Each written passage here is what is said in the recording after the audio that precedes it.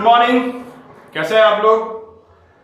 Today in this session we have already completed the chapter 16. ठीक है, उसमें आपने मीन, मोड, मीडियन तीनों चीजें पढ़ी हैं और बार ग्राफ्स भी ड्रॉ किए हैं. Now the next chapter 17 chapter is introduction to probability. Okay, now probability क्या होती है? सबसे पहले आपको ये समझना होगा कि प्रोबेबिलिटी होती क्या है. ठीक है, किसी भी इवेंट के होने की जो अकरेंस की जो पॉसिबिलिटी होती है उसको हम लोग बोलते हैं प्रोबेबिलिटी.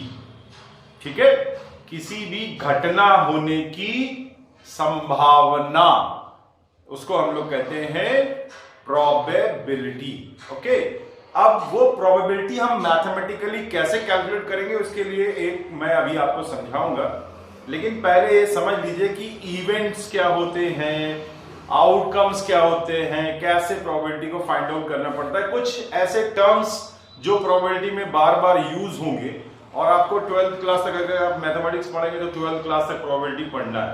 ठीक है, तो प्रोबेबिलिटी में बहुत सारी चीजें हैं जो अभी आपको इंट्रोडक्शन में कैसे प्रोबेबिलिटी फाइंड आउट करते हैं, मैथमेटिकली कैसे प्रोबेबिलिटी फाइंड आउट करते हैं, वो हम यहां पर आपको बताएंगे. ठीक है, तो प्रोबेबिलिटी जैसे कि आप बताएंगे किसी भी घटना होने की संभावना. जैसे आज पानी बरसेगा, कितनी पॉसिबिलिटी है कि आज पानी बरसेगा या नहीं बरसेगा, या टेम्परेचर आज कितना होगा, 15 होगा या 17 होगा, इसकी क्या पॉसिबिलिटीज हैं. ठीक है, फिर वो एक नंबर से हम लोग रेशनल नंबर से शो करते हैं प्रोबेबिलिटी, जिसका हमेशा न्यूमरेटर छोटा होगा, डिनोमिनेटर बड़ा होना चाहिए. इस तरीके से कहते हैं क्योंकि प्रोबेबिलिटी हमेशा 1 से कम होती है. कोई 100% इवन होने के चांसेस जिसके होते हैं, ठीक है, तो वो ही प्रोबेबिलिटी की वैल्यू जो होती है वो 1 होती है, अदरवाइज 1 से कम होनी चाहिए. ठीक है, अब जैसे कॉइन को हमने उछाला तो कॉइन को उछालने से हेड आएगा या टेल आएगा, आप उसका प्रेडिक्शन कर सकते हैं. तो 1 हेड आने की क्या पॉसिबिलिटी है और टेल आने की क्या पॉसिबिलिटी है, उसको हम लोग बोलते हैं probability of head, probability of tail. इसी तरीके से अगर हम डाइस रोल करते हैं, डाइस आपने देखा होगा लूडो खेलते हैं जब, तो डाइस को रोल करते हैं तो उसमें जो भी नंबर आएगा, what is the probability of getting 5 और गेटिंग 6 और गेटिंग 1, तो वो हम उसको बोलते हैं कि उसके जो चांसेस है, वो चांसेस हम कैसे कैलकुलेट करेंगे उसको हम लोग बोलते हैं प्रोबेबिलिटी. आपको समझ में आया व्हाट इज प्रोबेबिलिटी? ठीक है, किसी भी इवेंट की. अब सबसे पहला जो टर्म आता है उसमें होता है रैंडम एक्सपेरिमेंट. Random experiment. अब ये रैंडम एक्सपेरिमेंट क्या क्या है आपको पता है. आपने देखा रैंडम एक्सपेरिमेंट जैसे टॉसिंग अ कॉइन. एक हो गया, कॉइन को टॉस किया, हेड आएगा या टेल आएगा. इसी में हम लिख सकते हैं टॉसिंग 2 और 3 कॉइन्स, 2 कॉइन्स को या 3 कॉइन को एक साथ टॉस करना together. Okay, next is throwing die, die को थ्रो करना, रोलिंग डाई ये भी बोल सकते हैं आप, थ्रोइंग अ डाई या 2 dice, dice. Okay, this is singular और ये प्लूरल. तो सिंगुलर में डाई होता है और प्लूरल जब एक से ज्यादा होती है तो डाइस लिखते हैं. ओके, ये थ्रोइंग डाइस हो गया. तीसरा हो गया आपका अगर प्लेइंग कार्ड्स है ना, ड्रॉइंग कार्ड फ्रॉम और डेक. डेक बोलते हैं ताश की गड्डी को. ताश की जो गड्डी होती है उसको डेक बोला जाता है. 52 कार्ड्स की एक गड्डी होती है, उसको हम लोग बोलते हैं.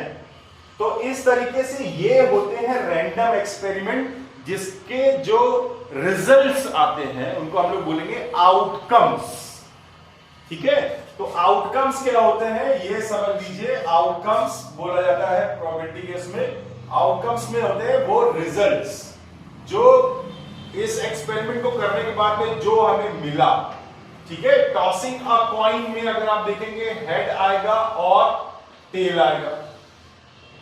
दो कॉइन टॉस करेंगे तो या हेड हेड आ सकता है, हेड टेल आ सकता है, टेल हेड आ सकता है, या टेल टेल आ सकता है। ठीक है, ये सारे के सारे कौन है, इसको कहते हैं आउटकम्स या एक एक इवेंट है। This is the event. दो इवेंट होंगे अगर एक कॉइन को टॉस करेंगे, चार इवेंट होंगे अगर हम दो कॉइन को टॉस करेंगे। इसी तरीके से डाइस को थ्रो करोगे तो क्या आएगा, 1 आएगा या 2 आएगा या 3 आएगा या 4 आएगा या 5 आएगा या 6 आएगा। ये सारे क्या कहलाएंगे, आउटकम्स कहलाएंगे। ये सब आउटकम्स हैं, इन्हीं को हम लोग बोलते हैं इवेंट्स। तो ये सारे के सारे इवेंट्स हैं। ठीक है, 1 या 2 या 3 या 4 या 5 एक ही आएगा ना। ठीक है, अनबाज अगर डाई होगा तो। इसी तरीके से drawing a card, playing cards आपने देखे होंगे, उसमें से कोई भी पत्ता नीचे से निकालोगे, कहीं से बीच से निकालोगे तो उसमें कोई एक पत्ता ही निकाल रहे हैं जब हम, तो उसमें पर्टिकुलर कुछ और आएगा, 10 आएगा या एस आएगा या किंग आएगा, क्वीन आएगा, ठीक है, या 7 आएगा या 6 आएगा, व्हाटएवर जो भी आएगा वो आपको इसमें दिखेगा। तो वो क्या होते हैं, इवेंट्स होते हैं। क्या होते हैं, रिजल्ट्स होते हैं। वो क्या होते हैं, आउटकम्स होते हैं। ठीक है, तो ये हो गया आपका आउटकम, ये हो गया रैंडम एक्सपेरिमेंट। अब एक इंपॉर्टेंट चीज होती है कि अगर हम कोई भी एक्सपेरिमेंट करें, ठीक है, किसी बॉक्स में कुछ बॉल्स हैं, तो उस बॉल को अगर हम निकालेंगे ये भी एक रिजल्ट होगा। ठीक है, तो उस बॉल को अगर हम उसमें से निकाल रहे हैं बाहर, ठीक है, तो अंदर कितनी बॉल्स हैं, टोटल कितने पॉसिबिलिटीज हो सकती हैं, अलग अलग कलर की बॉल्स हैं अगर, तो वो कितनी हैं, तो क्या हम उनको पूरा टोटल कैसे निकाल सकते हैं, कितनी पॉसिबिलिटीज हो सकती हैं। That is the total number of possibilities को हम लोग बोलते हैं सैंपल स्पेस। क्या बोलते हैं, सैंपल स्पेस। अब देखिए सैंपल स्पेस के बारे में अभी मैं आपको बताता हूं, मुझे इसको थोड़ा मिटाना। तो सैंपल स्पेस एक्चुअली क्या है, this is the total number of outcomes in an experiment. किसी भी एक्सपेरिमेंट में कुल मिला के कितने आउटकम्स हो सकते हैं। ठीक है, अगर हम 1 डाई रोल करेंगे, रोलिंग 1 डाई, एक डाई को रोल करेंगे तो क्या पॉसिबल इवेंट है, उसको हम लोग एस से लिखते हैं, और सारे इवेंट्स को हम लोग इस कर्ली ब्रैकेट्स में लिखते हैं, जिसको हम लोग बोलते हैं सेट। ठीक है, तो क्या आएगा, या तो 1 आएगा या 2 आएगा या 3 आएगा या 4 आएगा, 5 आ सकता है, 6 आ सकता है। ये 6 इवेंट्स होंगे अगर हम एक डाई को रोल करते हैं, तो ये टोटल नंबर 6 इवेंट्स होंगे। उसको हम लोग, ये जो टोटल आउटकम है सैंपल स्पेस को लिखने के लिए, ये तो सेट हो गया। अब हम n लगा करके इसको s ब्रैकेट में लिखेंगे कैपिटल में, तो ये होगा sample space number, total number of outcomes. तो ये कितने हैं, 1 2 3 4 5 6, तो टोटल 6। ठीक है, एक डाई को रोल करने से टोटल 6 आएगा। अब मान लीजिए 1 कॉइन को आप टॉस कर रहे हैं, तो 1 कॉइन को टॉस करने में एस जो होगा वो या तो हेड होगा या टेल होगा। तो यहां पर जो एन एस आएगा, मतलब number of, total number of event is an S करके लिखते हैं, ये आएगा आपका 2, एक हेड और एक टेल। ठीक है, अब अगर 2 कॉइन्स को अगर आप ड्रॉ कर रहे हैं तो एस इज इक्वल टू क्या हो जाएगा, हेड हेड कर्ली ब्रैकेट में लिखना है, टेल हेड, पहले कॉइन में टेल, दूसरे कॉइन में हेड, फिर दूसरे कॉइन में है, पहले कॉइन में हेड, दूसरे कॉइन में टेल। हो सकता है कि दोनों में टेल आ जाए। ठीक है, यहां दोनों में हेड है, यहां पे पहले में हेड है, दूसरे में टेल है, यहां पे पहले में हेड, दूसरे में टेल, यहां पे पहले में टेल, दूसरे में हेड, यहां पे दोनों में टेल। तो ये पॉसिबिलिटीज हो सकती हैं। तो यहां पर जो एन एस होगा वो आप देखिए 1 2 3 4, तो यहां पे आपके 4 total number of sample space, total number of outcomes होंगे यहां। ठीक है, इसी तरीके से 3 कॉइन का भी हम बताएंगे आपको। इसी तरीके से अब आप देखिए, अगर आप कार्ड्स को ड्रॉ कर रहे हैं, कार्ड्स, ठीक है, एक कार्ड अगर ड्रॉ कर रहे हैं किसी उसमें से, तो सैंपल स्पेस में क्या होगा, टोटल 52 कार्ड्स होते हैं, ठीक है। तो यहां पर सीधे सीधे NS इज इक्वल टू कितना हो जाएगा, 52 different type of cards, playing cards होते हैं ना। अगर कोई क्वेश्चन होगा तो मैं आपको करके बताऊंगा उसमें। तो ये हो गया सैंपल स्पेस के कुछ एग्जांपल्स। अगर आपको 3 कॉइन का हो सकता है, आपके क्वेश्चन में, बुक में क्वेश्चन जो दिया हो, या फिर हो सकता है 2 डाइस रोल करने पे, या 3 कॉइन का, ठीक है। तो ये सब हम कैसे आपको सैंपल स्पेस फाइंड आउट करना है वो हम आपको बताएंगे। अब इसमें से प्रोबेबिलिटी कैसे फाइंड आउट करनी है, तो प्रोबेबिलिटी फाइंड आउट करने के लिए मान लीजिए आपसे कहा जाए कि 2 कॉइन को टॉस किया, तो 2 हेड आने की प्रोबेबिलिटी, तो 2 हेड का केवल एक ही है, तो दिस इज इसकी इवेंट आपको फाइंड आउट करना।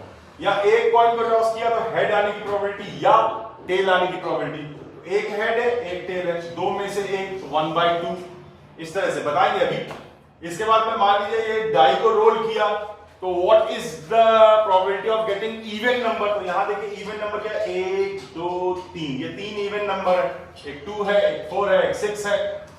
तो इवन नंबर की प्रोबेबिलिटी में जो हमें number of event find out करने पड़ते हैं, जिसकी हमें प्रोबेबिलिटी निकालनी है, वो इवेंट इन सैंपल स्पेस में कितने हैं वो लिख लिया, divided by total number of sample space. This is called probability, जिसको हम लोग बोलते हैं NE। NE कैसे फाइंड आउट करेंगे, जैसे NE इसका निकालना है, तो हमें इवन नंबर का निकालना है। तो इवन नंबर कितने हैं उसमें, एक तो 2 है, एक 3 है, एक 2 है, एक 4 है, एक 6 है, तो टोटल नंबर कितने हो गए, 3 हो गए, ये निकाल लिया। यहां पर हेड आने की प्रोबेबिलिटी ओनली 1, NE, यहां पर क्या है, 1 हेड, केवल एक हेड आने की प्रोबेबिलिटी क्या होगी, आपके एक कॉइन उछाल रहे हो, या तो हेड आएगा या टेल आएगा, ठीक है। तो ये NE यहां पर 1 हो जाएगा हेड आने की, या टेल आने की, वो भी 1 ही हो गया। अब यहां पर देखिए ये 4 केसेस है, इन 4 केसेस में ये बोल रहा है कि 2 हेड आने की क्या प्रोबेबिलिटी, 2 हेड केवल एक ही है, तो इस केस में NE जो होगा वो हो जाएगा आपका 1, केवल ओनली 1 केस इज देयर। अगर वो बोलेगा एक हेड आने की प्रोबेबिलिटी, तो एक हेड आने की प्रोबेबिलिटी यहां पे 2 है, ये इन दोनों में एक हेड है, यहां पर यहां पे आएगा 2, समझ में आया। तो एक हेड आने की प्रोबेबिलिटी हो गई यहां पे 2, ठीक है, समझ में आ गया। तो इस तरीके से ये NE हमें चाहिए होता है और S चाहिए होता है, ठीक है। बच्चे लोग पटाखे बोल रहे हैं बाहर। Now student, what is the formula for finding the probability? तो वो होता है, प्रोबेबिलिटी का जो फॉर्मूला होता है वो होता है PE, probability of an event, probability of event, ठीक है। तो इज इक्वल टू होता है NE, मतलब नंबर ऑफ जो इवेंट्स हैं जिसकी प्रोबेबिलिटी आपको फाइंड आउट करती है उसके नंबर्स कितने हैं, ठीक है, divided by sample space, number of events, total number of events. So this is the formula for finding the probability of an event. अब देखिए कुछ एग्जांपल्स लेते हैं। सपोज अगर आपसे कहा जाए एक एग्जांपल नंबर 1 आपकी बुक का एग्जांपल है, ये एग्जांपल नंबर 1 है, a jar contain 4 red 3 green and 5 blue balls. अब देखिए ये जार है, सपोज ये जार है, इसके अंदर बॉल्स हैं, ठीक है। इसमें लिखा हुआ है 4 रेड बॉल्स है, तो मैंने यहां पे 4 और यहां R लिख लिया और राउंड बना दिया, रेड बॉल्स, ठीक है। इसके बाद मैंने कहा 3 ग्रीन बॉल्स, तो ये बॉल बना के इसमें ग्रीन लिख लिया, और 5 ब्लू बॉल्स है, तो 5 यहां पर ब्लू बॉल्स बना दी, B लिख लिया इसमें। अब आपको क्लियर हो गया 4 रेड 3 ग्रीन 5 ब्लू बॉल्स।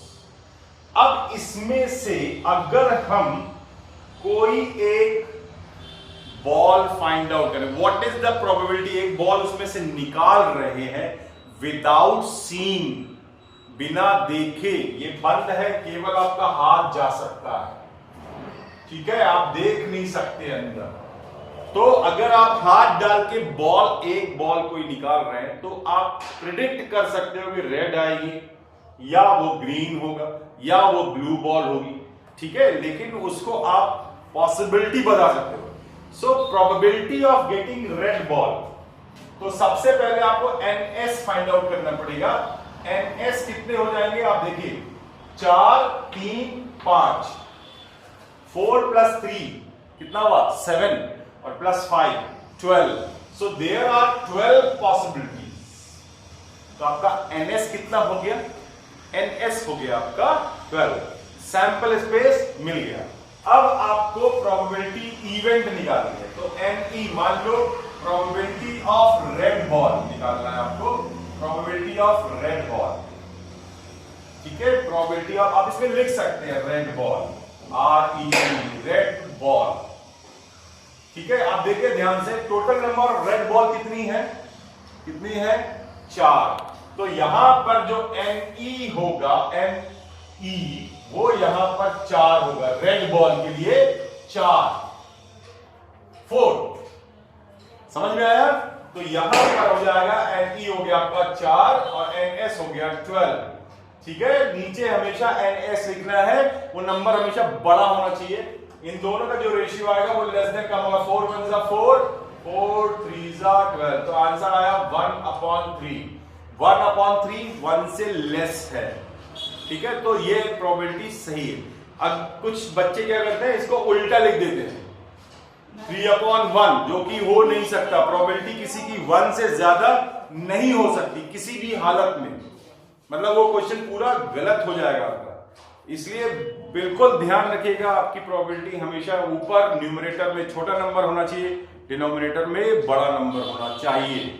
नीचे सैंपल स्पेस लिखो, सैंपल स्पेस हमेशा ही बड़ा होता है और नंबर ऑफ इवेंट हमेशा छोटे होते हैं। Now what is the probability of green ball. मान लो ग्रीन बॉल निकालने की प्रोबेबिलिटी फाइंड आउट करनी है, तो ग्रीन बॉल कितनी है यहां पर 3 और टोटल नंबर ऑफ बॉल कितने 12 में केवल 3, ठीक है। तो ये हो गया आपका 1/4, इसकी प्रोबेबिलिटी हो गई 1/4। Again this is less than 1 होना चाहिए, ये नहीं है अगर तो गलत हो गया आपका क्वेश्चन, ठीक है, समझ में आया। Okay, now next is probability of, आपको ब्लू बॉल निकालनी है, तो BLU ब्लू बॉल। अगर ब्लू बॉल निकालेगी तो उसकी प्रोबेबिलिटी होगी 5/12, क्योंकि ब्लू बॉल कितनी है 5 और टोटल कितने हैं 12। तो ये हो गया आपका ब्लू बॉल की प्रोबेबिलिटी। आपको समझ में आ गया। तो इस तरीके से प्रोबेबिलिटी को आपको सॉल्व करना है। ध्यान केवल ये देना है आपको, इवेंट कितने हैं जिसकी प्रोबेबिलिटी आपको फाइंड आउट करनी है, जिसको हम लोग बोलते हैं फेवरेबल इवेंट। क्या बोलते हैं, फेवरेबल इवेंट, वो कितने हैं और टोटल नंबर ऑफ आउटकम्स कितने हो सकते हैं उस एक्सपेरिमेंट में। चाहे आप डाई रोल करो या डाइस रोल करो या एक कॉइन उछालो या 2 कॉइन को टॉस करो, कुछ भी आप करोगे तो आपको टोटल नंबर ऑफ इवेंट्स पता होने चाहिए, अदरवाइज आप प्रोबेबिलिटी कैलकुलेट नहीं कर पाएंगे, ठीक है, समझ में आया। एग्जांपल नंबर 2 बुक में देखिए, a single 6-sided die is rolled. अब 6-sided ही होती है डाई, लिखने की जरूरत नहीं थी, डाई इज रोल्ड लिखना चाहिए था। What is the probability of getting an even number, getting an odd number, getting a prime number, getting a number greater than 4। ये 4 चीजों की आपको प्रोबेबिलिटी फाइंड आउट करनी है, ठीक है। तो आउटकम देखिए, टोटल आउटकम जिसको हम लोग बोलते हैं एनएस। एनएस जो होता है, इसमें पहले तो हम एस लिखेंगे। चलिए पहले हम लिखते हैं एस क्या है। एस हो गया आपका 1 2 3 4 5 और 6।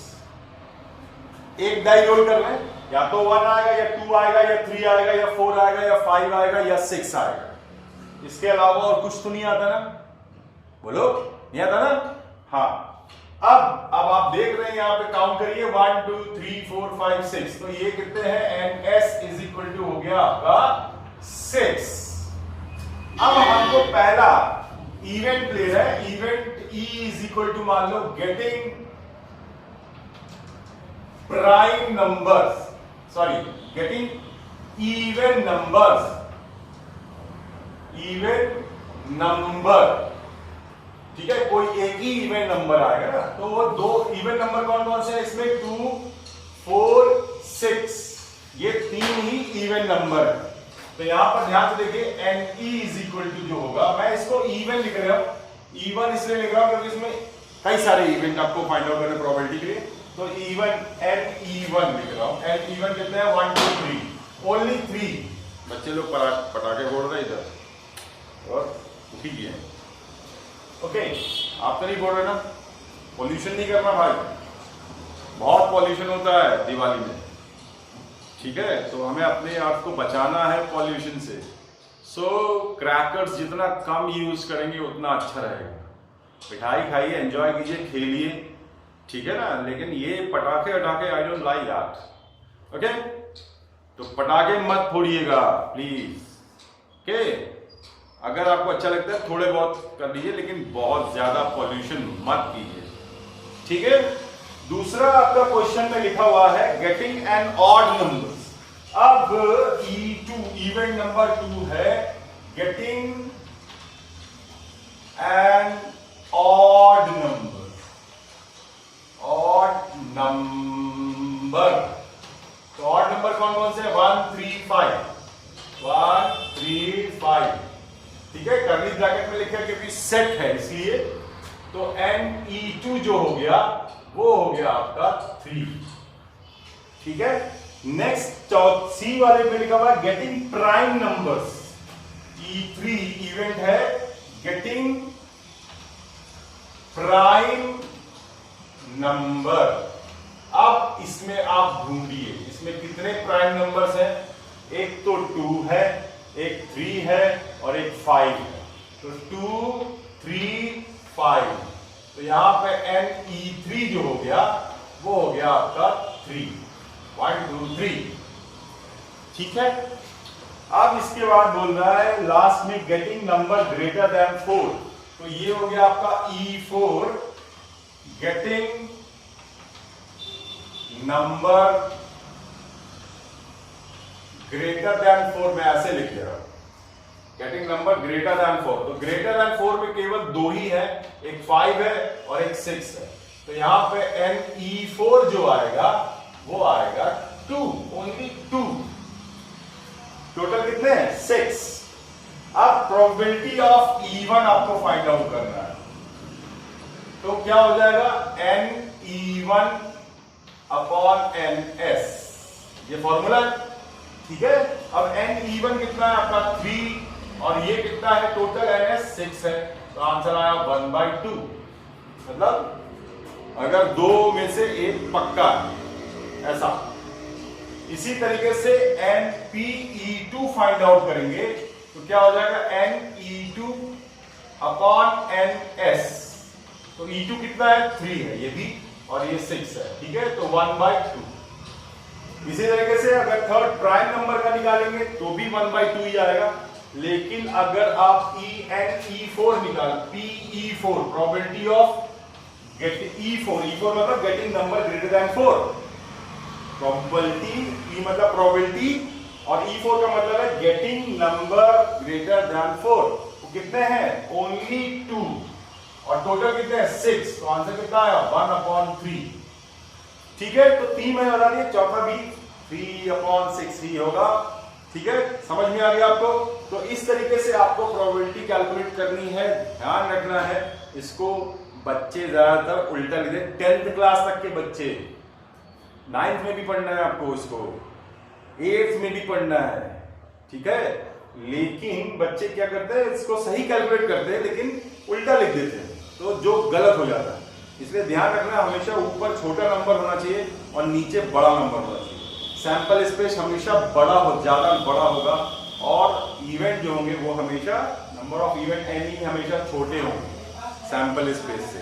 तो इसलिए जब भी आप लिखोगे तो सैंपल स्पेस को नीचे लिखना है और नंबर ऑफ इवेंट को ऊपर लिखना है, ठीक है, समझ में। Last student C question number example number 3 page number 166 A pair of coin is tossed. Find the probability of getting one head, two head या both head लिखा हुआ है, फिर लिखा है no head और both tail। ये दोनों सेम चीज है। no head का मतलब है दोनों में tail। ठीक है, तो सबसे पहले टोटल आउटकम्स देखेंगे। तो ये है टोटल आउटकम्स जिसको हम लोग बोलते हैं एस। ठीक है, सैंपल स्पेस। तो टोटल आउटकम क्या हो सकता है? दोनों पॉइंट में हेड आ सकता है, या पहले में हेड आ जाए दूसरे में टेल, या तीसरा केस क्या हो सकता है? पहले में टेल आ जाए दूसरे में हेड, या चौथा केस क्या हो सकता है? या दोनों में टेल आ जाए। बस इसके अलावा और कोई केस नहीं हो सकता अगर हम दो पॉइंट्स को एक साथ टॉस कर रहे हैं तो। ठीक है, तो अब आप NS लिखेंगे, number of sample space. This is sample space, this is a set, और यह नंबर ऑफ सैंपल स्पेस एक नंबर होगा। अब आप काउंट करिए 1 2 3 4। कैसे बेवकूफ लोग होते हैं यार, इतनी बेकार गाड़ी चलाते हैं यार, शोर करते हुए जाए। चलिए ठीक है, ओके, गया 1 2 3 4। तो यहां पे आ गया आपका 4। तो ये 4 सैंपल स्पेस में नंबर ऑफ सैंपल स्पेस कितने हो गए? 4। अब हमको फाइंड आउट करना है E1 पहला। इसमें कई सारे दिए हुए, मैं केवल आपको बता रहा हूं 2 हेड 1 हेड नो हेड। ठीक है, बस इतना। तो ये E1 is equal to getting 2 heads. ठीक है, आप H भी लिख सकते हैं। गेटिंग 2 हेड्स, तो वो केवल एक ही है ये। तो यहां पर NE जो आएगा वो आएगा, NE1 जो आएगा वो आएगा 1। केवल एक पेयर है ना, जो दोनों पॉइंट में एक साथ। दो नहीं काउंट करना इसको, ये एक है, ये एक है, ये एक है, ये एक है, एक सेट। फिर उसके बाद में गेटिंग टू E2 है आपका गेटिंग 1 हेड, एक हेड आने के लिए। तो एक हेड यहां पर भी है, एक हेड यहां पर भी है। तो हम लोग एक हेड के लिखेंगे HT या TH। ठीक है, तो ये यहां पर NE2 जो हो गया वो हो गया आपका 2 1 2। ठीक है, ओके। नाउ अब no heads, getting no head. No head का मतलब या तो दोनों में टेल है बोल सकते हैं, या एक भी हेड नहीं। बात एक ही है, नो हेड्स का मतलब एक भी हेड नहीं। मतलब क्या हुआ? Tail tail. तो ये आ गया आपका NE3 इज इक्वल टू 1। अब आप प्रोबेबिलिटी फाइंड आउट कर सकते हैं। इसकी अलग, इसकी अलग, इसकी अलग, तीनों की अलग अलग प्रोबेबिलिटी आ जाएगी। तो प्रोबेबिलिटी ऑफ E1 निकालेंगे, तो NE1 अपॉन NS। NS हमेशा नीचे। ठीक है, तो NE कितना है? 1, NS कितना है? 4। खत्म। यह आ गई आपकी प्रोबेबिलिटी। इसको आप डेसिमल में काउंट करेंगे तो आएगा 0.25। ठीक है, ओके। अब PE2 निकालना, PE2 ये हो गया आपका NE2 अपॉन NS। E2 कितना है? 2, और ये कितना है? 4। तो ये कितना हो गया आंसर? 1/2, मतलब 0.5। आधा चांस है, 50% चांस, इसमें 50%, इसके 25% चांस। अब आपको कैलकुलेट करना PE3। PE3 में क्या लिखोगे? NE3 upon NS। E3 कितना है? 1। ये आ गया 1 और ये हो गया 4। तो इसके भी 25% चांस है। ठीक है, सो 25 50 25 टोटल हो गया 100%। ठीक है, तो इस तरीके से आपको प्रोबेबिलिटी सॉल्व करना है। ये मैंने आपको सारे एग्जांपल्स करा दिए हैं।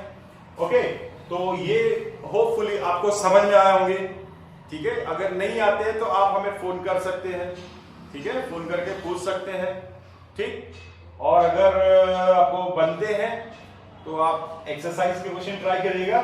मैं आपको एक्सरसाइज के क्वेश्चन नेक्स्ट वीडियो में भेजूंगा, करके सॉल्व करके आपको दिखाऊंगा, ठीक है।